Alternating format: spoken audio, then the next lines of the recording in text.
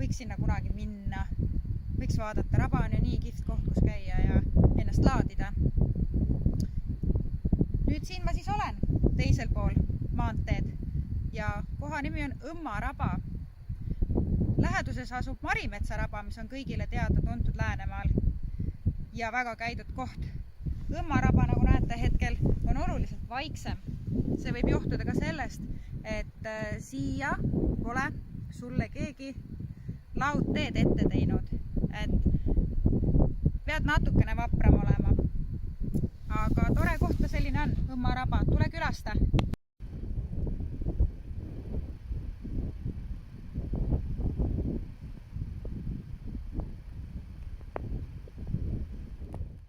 Raba on iga eestlase